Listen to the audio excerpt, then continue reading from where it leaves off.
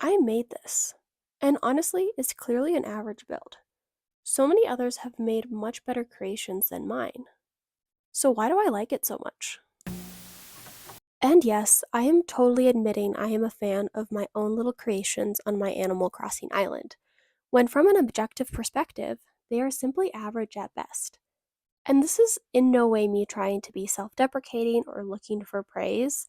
There is beauty in the mundane, and I can absolutely love my own creations while simultaneously admiring the skill and design of others. So many have made fantastic, complicated builds that deserve much higher praise than my more minimalist, norm-core, plant-filled versions. And yes, my ego is at play here, and I think I can specifically blame it on the IKEA effect. The IKEA effect is a cognitive bias that explains why people place higher value on things they helped build or create. I like my little island more because I was the one who built it. It was my creativity and effort that allowed this to come together, me running to Nooks to check the shop and chopping trees for wood to build DIYs. And as you can tell, the IKEA effect takes its name from Ikea, the Swedish manufacturer company whose products, typically furniture, require the purchaser to assemble the products themselves. It was found that when we assemble the furniture, we value the finished result more than a fully assembled version put together by someone else, even if that other person is a professional. I found this fascinating since, objectively, when done properly, there isn't a difference between the end result if I assemble an IKEA bookcase versus another lovely human assembling the bookcase, assuming we have similar skill levels. But dang it, I am not immune and I will 100% like my bookcase more. And this knowledge brings me so much joy. It's so nice to know that if I want to appreciate something a little bit more, all I need to do is put some of my own labor into it. And this labor can truly be little, like the IKEA products from the study. To value your furniture more, it does not need to be done fully from scratch. No need to fell a tree, make planks, cure the wood, design a bookshelf, hammer and nail it all together. Although that's super cool if you can do all of that. No, just follow some IKEA directions, wonder why I've got extra screws left, put my 24th Allen wrench with all the other ones I have, and that's all I really need to do to bring a little more love to the items in my home. And this can apply to many different areas, and I feel like is partly the reason why hobbies are gaining popularity, like knitting and crocheting.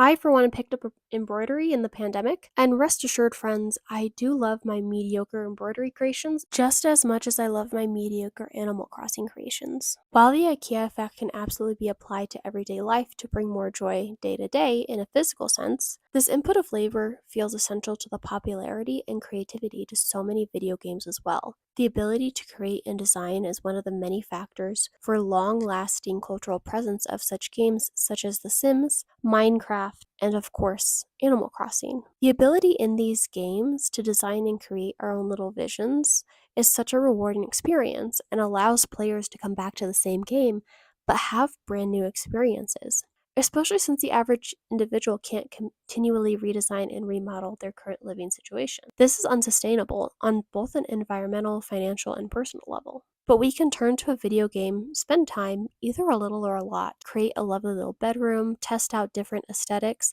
allow our creativity to flow. And in addition to design-focused gaming, the player can also impose their own challenges in their gameplay. And this can be anything from something they thought of themselves to a community-led challenge. For example, in Animal Crossing New Horizons, the overall gameplay went from focusing on no time travel 5-star islands to making island different aesthetic and the rise of cores to hard mode and rags to riches challenges. And when it comes to challenges, I think it's the grind that is the labor of love for many of us. I love a good grind. The beginning hustle of a game is often some of my favorite gameplay. There is a reason I keep making new farms in Stardew Valley. Starting off from nothing and working your way up is an incredibly rewarding experience, especially when the knowledge of previous playthroughs, help from friends, various walkthroughs, and self-imposed challenges can create a very different gaming experience. For me, it's this effort that makes Stardew Valley a rewarding experience and why I keep coming back to the game since I first started playing in 2017. Seeing more levels open up in the mine, watching my farm get cleaned up as I earn more money, as I plant more crops, build more barns, purchase more animals, really checks off the feeling accomplished box. And the clear correlation of efforts to results is also very comforting. The thing that I was promised as a child seems to really only exist in video games, but I'll take what I can get. The Ikea effect is not foolproof. It's not simple as labor equals love. Completion of the task is important to the Ikea effect. An incomplete chair that's missing 2 legs clearly won't be valued higher than a usable chair. Labor in and of itself is not enough to bring value. The Ikea effect also does not require us to input our own creativity. The perceived value is not solely from our own ideas. When making IKEA furniture, you simply are following instructions. The design process has already been done for us, and yet we love the item we built that is shared in the homes of so many others. Knowing this has made it more obvious to me on how I can add a little bit more joy and fun to my life. I don't have to make cookies completely from scratch. Buying some ready-to-bake cookies and baking them myself is all I need to do to enjoy the cookies a little bit more. The IKEA effect was studied specifically using physical items, and I did do my best to find any research kind of related to creativity and creation within a video game structure, but alas, I did come up short. But I am but a girl with a computer who likes to casually research topics in her spare time, so if anybody watching this is aware of any additional research or more adjacent information or personal anecdotes, I'd love to hear them in the comments below. Now, I unfortunately cannot conduct my own research study to prove that the IKEA effect is what makes me love my mediocre build so much, but I can't help but feel it plays a factor, especially in Animal Crossing where there is a third-person perspective. I get to control and move around this character as I make purchases, design choices, and interact with the villagers. I've been wondering if this also makes my mirror neurons fire, since I am watching a virtual character do things that, as another layer, things I have decided for them to do. Mirror neurons are a class of neuron that modulate their activity both when an individual executes a specific motor act and when they observe the same or similar act performed by another individual.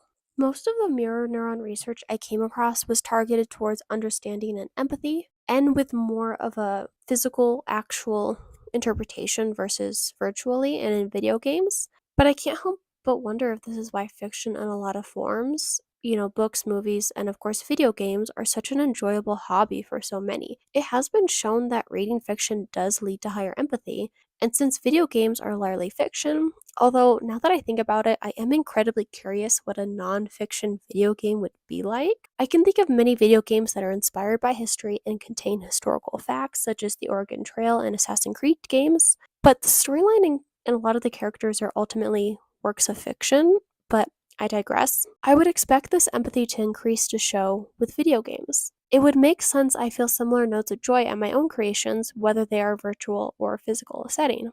Another obvious example of this would be digital art versus physical art. Sure, the medium is different, but the sense of accomplishment does not matter whether the finished artwork was made on a tablet or a canvas. And this is the major asterisk to the IKEA effect. It's not simply making art that brings value. Although doing does bring joy, it's the completion of the work that causes us to value it a little bit higher. And the great thing is, a lot of the time, we can define what it means to be done. Done does not mean my whole island needs to be decorated. Done can be decorating one villager's home or yard or creating a little build. It can be completing one level, doing a specific side quest, or painting a single flower. The idea that we can set our own little creative goals in a video game, go out and complete them, and experience value in our efforts brings me so much joy. So thank you so much for listening to my little ramblings about the IKEA effect in virtual creations. I would love to hear your thoughts in the comments below, or let me know anything I may have missed. May you have a little extra joy from your own brilliant creativity. Like, comment, subscribe, or not. I'm going to be fine either way.